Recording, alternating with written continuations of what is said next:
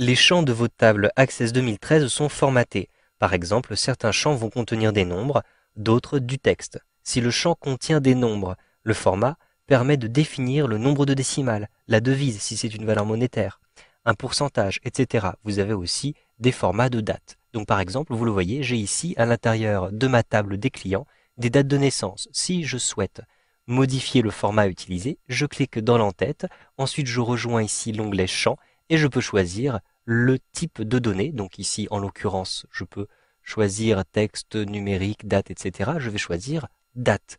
Et à l'intérieur des dates, vous avez différents types de formats de données, format général, complet, réduit, abrégé, etc. Si je choisis abrégé, je vais avoir cet affichage-là. Si je choisis réduit, je vais avoir un affichage différent. Si je veux retrouver l'affichage complet, je clique ici sur complet. Et donc vous le voyez, vous avez un format différent qui est attribué à chaque fois.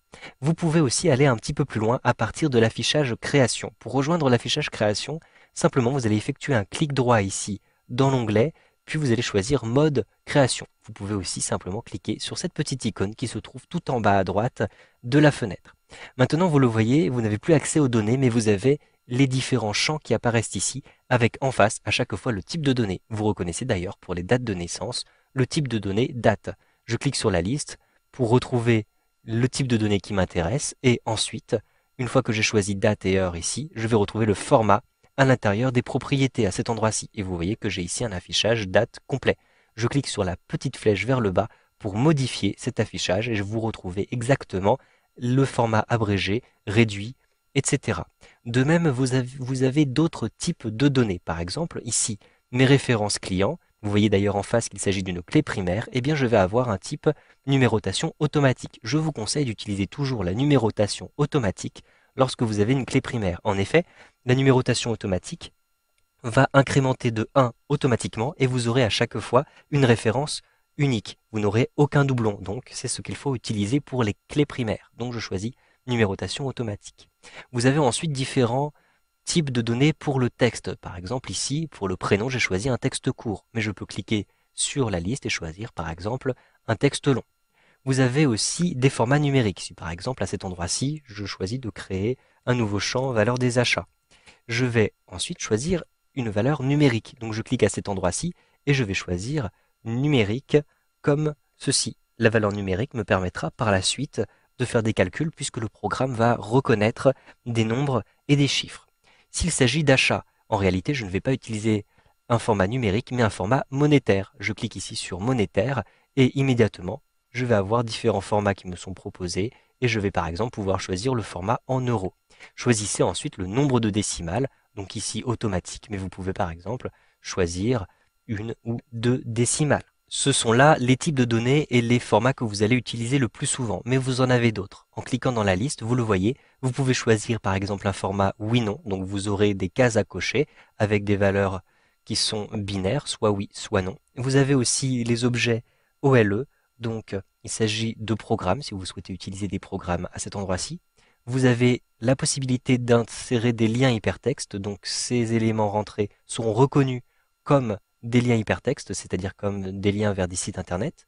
Vous pouvez aussi indiquer des pièces jointes, c'est-à-dire des fichiers qui se trouvent sur votre ordinateur, et vous pouvez enfin préciser des champs qui sont calculés. Vous avez donc, vous le voyez, tous ces outils qui sont disponibles pour les tables. Cependant, ce sera un petit peu différent pour les requêtes. Donc je vais fermer cette table-ci. Je vais d'abord avec un clic droit choisir de l'enregistrer, puis avec un clic droit, je vais fermer cette table-ci et je vais ouvrir une requête. Donc je double-clique par exemple ici sur ma requête de facture. Lorsque vous avez comme ceci une requête, vous allez vous rendre dans l'affichage création. Avec un clic droit, je choisis mode création comme ceci. Et maintenant, nous allons avoir besoin du volet des propriétés des champs. Donc par exemple, ici, pour le champ date de commande, je vais effectuer un clic droit et je vais choisir propriété. Je fais donc afficher, vous le voyez, un volet sur la droite. Vous allez ainsi pouvoir modifier le format qui se trouve à cet endroit-ci. Par exemple, à l'intérieur de ma requête, de mes factures, je souhaite avoir un affichage abrégé pour les dates. Donc je choisis abrégé pour les dates. Et ensuite, je ferme ici ce volet. De même ici, par exemple, pour les prix fournisseurs, je choisis avec un clic droit d'atteindre les propriétés et je vais choisir cette fois un format un petit peu différent, par exemple un format monétaire en euros. Je choisis ici format monétaire en euros et je ferme le volet. Je peux retrouver par la suite, par exemple j'ai ici sur la droite, la TVA. Je sélectionne la TVA, avec un clic droit je choisis les propriétés et je vérifie bien que le format adopté ici est bien un format de pourcentage. Je sélectionne pourcentage et je peux fermer le volet. Si maintenant je me rends dans l'affichage feuille de données pour cette requête, je vais simplement effectuer un clic droit ici pour basculer en mode feuille de données. Vous le voyez que j'ai maintenant un affichage abrégé ici pour les dates. Je vais avoir des euros pour les prix et je vais avoir des pourcentages pour la TVA. Vous savez donc maintenant comment formater les champs d'une table ou d'une requête avec Access 2013.